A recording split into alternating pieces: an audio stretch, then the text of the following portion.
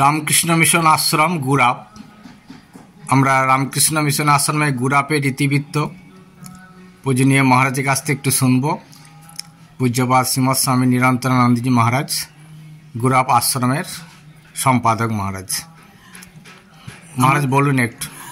আমাদের এই আশ্রম রামকৃষ্ণ মিশন আশ্রম গুরাপ, এটি হুগলি জেলায় অবস্থিত এবং সেই দিক থেকে বলতে গেলে আমরা খুব ভাগ্যবান যে আমরা এই হুগলি জেলায় ঠাকুর শ্রীরামকৃষ্ণদেবেরও পুণ্য জন্মভূমি, আবার ঠাকুর শ্রীরামকৃষ্ণের অন্যতম পার্ষদ, সাক্ষাৎ পার্ষদ ত্যাগী শিষ্য স্বামী রামকৃষ্ণানন্দজি, তারপর আবার প্রেমানন্দজির জন্মস্থান এই হুগলি জেলার মধ্যে। তারই পাশে আমাদের এই আশ্রম, ছোট আশ্রম গ্রামের মধ্যে গুরাপ গ্রামে অবস্থিত।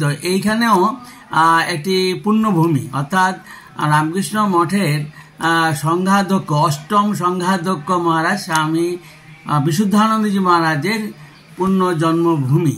তারই উপরে প্রখ্যাত গণিতের অধ্যাপক কেশবচন্দ্র নাগ, তিনি এই আশ্রমের জন্য জমি সংগ্রহ করে আশ্রমটি প্রতিষ্ঠা করেছিলেন। ওনার জন্মস্থান তার জন্মস্থান পাশেই তার পৈতৃক বাড়ি এখনো রয়েছে। আর আপনারা জানেন সবাই যে এই কেশবচন্দ্র নাগ তিনি আবার মায়েরও মন্ত্রশিষ্য ছিলেন। এটি অদ্ভুত একটি বলবো যে মেলবন্ধন। আর বিশুদ্ধানন্দ মহারাজের জন্ম এখানে, এটি তার মাতুলালয় ছিল। আর তারপর ছোটবেলা এখানে তার কাটে, তারপর বড় হয়ে কলকাতায় গিয়ে পড়াশোনা করেন এবং আমরা দেখতে পাই যে তিনি আমাদের সংঘের অষ্টম অধ্যক্ষ। এখন এই স্থানে এই যে আশ্রম, সেইটি আবার রামকৃষ্ণ মিশন অধিগ্রহণ করে 2016 খ্রিস্টাব্দে। 2016 খ্রিস্টাব্দে তারপর থেকে এই আশ্রমের ধীরে ধীরে তার বিস্তৃতি বা ব্যাপকতা বেড়ে চলেছে।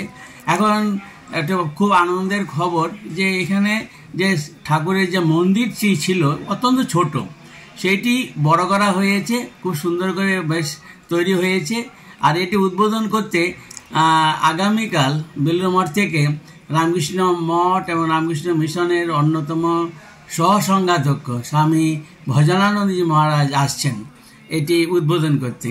তাই এই উদ্দেশ্যে বিভিন্ন রকমের সব অনুষ্ঠানের আয়োজন করা হয়েছে। সাধুরা সব আসবেন বিভিন্ন জায়গা থেকে, বিভিন্ন সেন্টার থেকে, বেলুড়মঠ থেকেও আসবেন।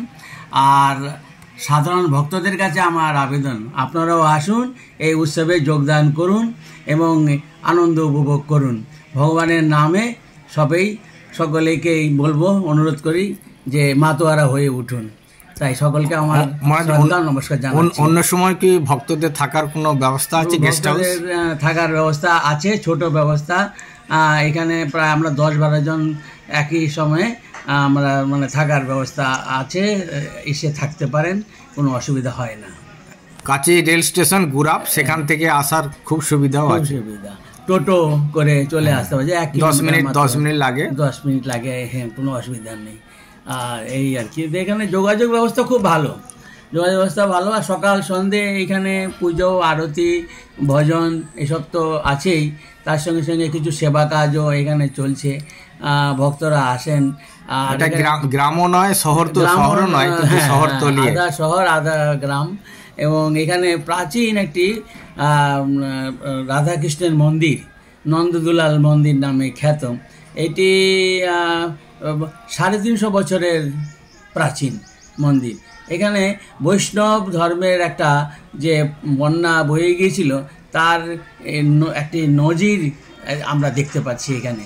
আর এখানকার মানুষ সবই ধর্মপ্রাণ, খুবই ভালো মানুষ, তাদের সঙ্গে কথাবার্তা বলেও খুব আনন্দ পাওয়া যায় এবং খুব গ্রামীণ পরিবেশ, সবুজায়নের একদম গাছপালায় আশ্রম একদম যেমন আশ্রম হয়। হ্যাঁ, যেমন এখানে আশ্রম বলতে এইরকমই, সবুজ যেমন, সুন্দরও বটে, আর শান্ত সূচি বটে।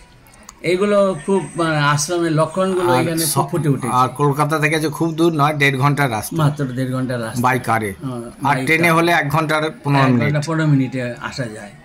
হ্যাঁ, আপনারা সকালে এসেই দুপুরে প্রসাদ নিয়ে আপনারা ফিরে যেতে পারবেন। তাই সেই জন্যে এটি ভগবান ঠাকুরের একটি সুন্দর আশ্রম গড়ে উঠেছে এই কলকাতা থেকে বেশি দূর নয়, এরকম একটি জায়গাতে। তা বলবো সে আসুন, একটি পূর্ণ মানে ভূমি এটি, এখানে তীর্থক্ষেত্র। এখানে এসে সকলেই আধ্যাত্মিকতার উন্নতি লাভ করুন, এইটি হলো আমাদের একান্ত ইচ্ছা কামনা। আগামীকাল আগামীকাল সেই উৎসব, তার জন্য আমরা সবাই প্রতীক্ষা করছি।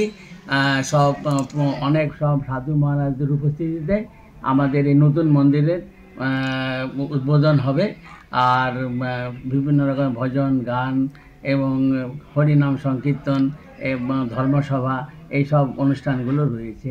তাই সেই জন্যে সবাই এই সমস্ত অনুষ্ঠানগুলো আমরা আবার সম্প্রচার করছি অনলাইনে। তা তারা যদি সেই সঙ্গে যোগাযোগ করতে পারেন, ঘরে বসেও সেটি উপভোগ করতে পারবেন।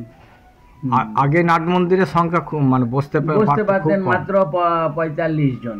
এখন নাট মন্দিরটি বড় হওয়াতে 130 জন বসতে পারছেন। 150 কাছাকাছি। খুব ভালো, খুব ভালো। একটি সুন্দরভাবে তৈরি হয়েছে, ভিতরে অলঙ্করণও হয়েছে খুব সুন্দর।